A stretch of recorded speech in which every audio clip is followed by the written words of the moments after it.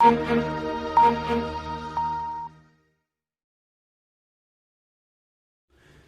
नमस्कार।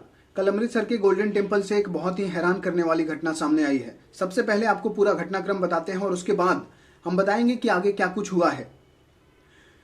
एक शख्स के द्वारा जो गोल्डन टेम्पल है उसका सबसे पवित्र स्थान, जिसे अंग्रेजी में सेंक्टम सेंक्टोरम कहा जाता है, जहां पर पवित्र गुरु ग्रंथ साहिब रखी हुई है और सिखों का प्रतीक एक तलवार भी वहां पर रखा हुआ है, उसे वो शख्स छलांग लगाकर उठाने की कोशिश करता है। इस वीडियो में आप देख सकते हैं। लेकिन जैसे ही वो शख्स वहां पर एंट्री करता है, वहां मौजूद लोगों के द्वारा उसे बाहर निकाली जाती है और आप देख सकते हैं वहीं से ही उसकी पिटाई शुरू हो जाती है। और स्वाभाविक है, जब इस तरह के घटनाक्रम होते हैं तो हम सब इंसान हैं, हम लोगों को गुस्सा आ जाता है और उसकी पिटाई वहां पर होनी लाजमी थी। लेकिन क्या डिसरिस्पेक्ट करने के मामले को लेकर किसी इंसान की हत्या की जा सकती है? क्या स्ट्रीट जस्टिस दिया जा सकता है? क्योंकि जिस तरह से भीड़ के द्वारा इस शख्स की पीट पीट कर मौत के घाट उतार दिए गए हैं, उससे कई सवाल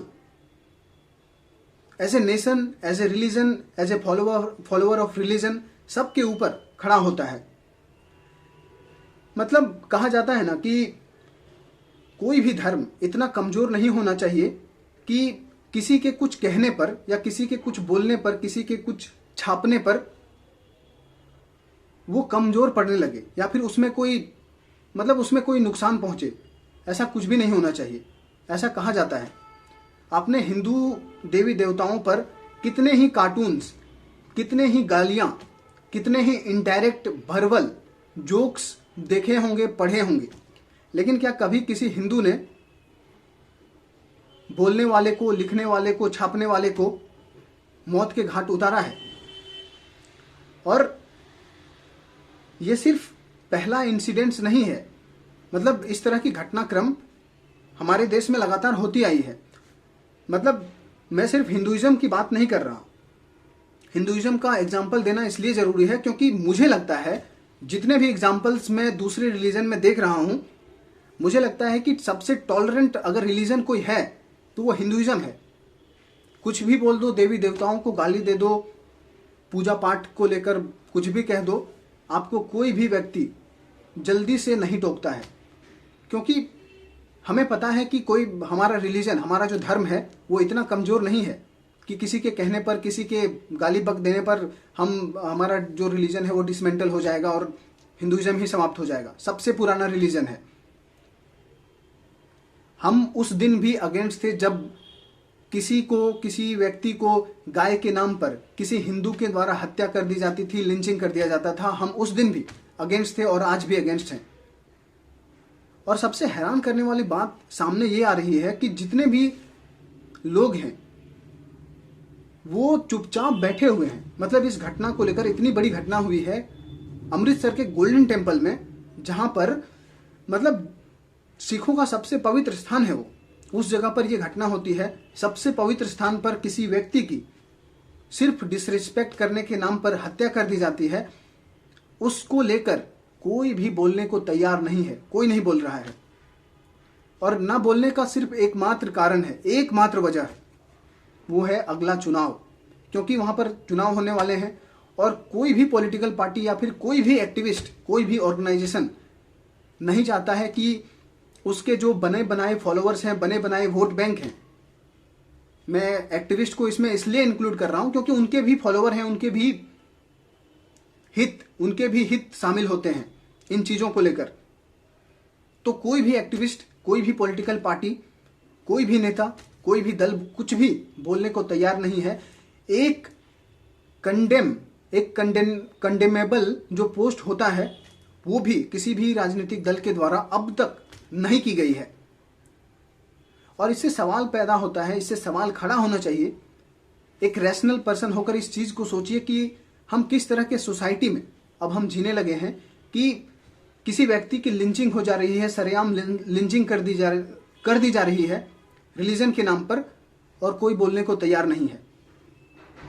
बेशक अगर वो डिसरिस्पेक्ट किया है, डिसरिस्पेक्ट उसके द्वारा की गई है, या फिर अदर रिलीजन पर कोई व्यक्ति करता है तो जो कानून है उसके द्वारा उसे क्यों नहीं सजा दी जानी चाहिए।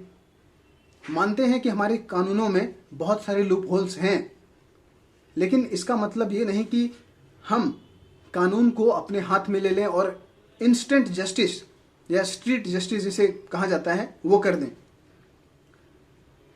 और अगर ऐसा होता रहा तो सोचिए किस तरह की सोसाइटी हम बना रहे हैं, किस तरह की सोसाइटी में हम लोग जीने लगे हैं, जहां पर एक लिंचिंग को भी कई लोग समर्थन कर रहे हैं आराम से, मतलब कोई चिंता ही नहीं हो रहा है। रिलीजन को मानिए, रिलीजन को फॉलो कीजिए। और मैं ये नहीं कह रहा कि किसी भी रिलीजन को डिसरिस्पेक्ट किया जाना चाहिए, कभी नहीं करना चाहिए। अगर आप एक रैशनल पर्सन हैं तो आप जितना हो सके रिलीजन से बचने की कोशिश की जानी चाहिए। आप किसी रिलीजन को क्यों डिसरिस्पेक्ट करेंगे, क्यों दूसरे की भावनाओं को ठेस पहुंचाएंगे। लेकिन अगर कोई कर देता है तो उसके लिए एक पूरा लीगल प्रोसीजर है, उस प्रोसीजर को हम क्यों नहीं फॉलो करते हैं। क्या हम एक रेडिकलाइज्ड मॉब जो इंस्टेंट जस्टिस देता है उस तरफ बढ़ना चाहेंगे? और क्या ये हमारे देश के लिए, हमारी डेमोक्रेसी के लिए, सभी रिलीजन के लिए क्या अच्छा होगा? मैं सभी रिलीजन की बात कर रहा हूं, कभी नहीं होगा। तो जितने भी रिलीजन के अनुयायी हैं उनको इस बात को स्पेशली ध्यान में रखना चाहिए कि आपका रिलीजन, वो हिंदू है, मुसलमान है, सिख हैं, ईसाई हैं, आपका रिलीजन कभी भी इतना कमजोर नहीं रहा है कि किसी के कुछ कर देने पर, किसी के कुछ बोल देने पर वो समाप्त हो जाएगा, या फिर उसके जो फॉलोअर्स हैं या फिर उसके मानने वाले लोग हैं वो घट जाएंगे या फिर वो खत्म हो जाएगा। ऐसा कभी नहीं होता है। कोई डिसरिस्पेक्ट करता है, कोई कुछ लिखता है, बोलता है, तो इतना तो टॉलरेंट आपको होना चाहिए कि उसको एक लीगल प्रोसीजर में, जहां पर उसे मैक्सिमम पनिशमेंट, हमारे कानून के द्वारा जो मैक्सिमम पनिशमेंट उसे दी जा सकती है, उस दहलीज तक उसे पहुंचा दी जानी चाहिए। दोस्तों, बहुत दुखी है मतलब इस घटना से, और इस तरह की घटना से, कहीं भी घटना होती है मुझे बहुत दुख होता है, खास करके लिंचिंग को लेकर, क्योंकि किसी इंसान का लाइफ खत्म कर देना, मतलब उसे लिंच कर देना, ये किसी भी तरह से जायज़ नहीं है। आप अपने विचार कमेंट बॉक्स में रख सकते हैं। आप क्या इस लिंचिंग को सही मानते हैं या फिर इस तरह की लिंचिंग को सही मानते हैं? आपके क्या विचार हैं, आप हमें कमेंट बॉक्स में जरूर बताइए। और एक हेल्दी डिस्कशन, एक कंस्ट्रक्टिव क्रिटिसिज्म आप इस वीडियो पर करना चाहें तो कर सकते हैं, मैं आपको खुली छूट देता हूं। तो फिलहाल इस वीडियो में इतना ही, ये बातें मुझे कहनी थी। नमस्कार।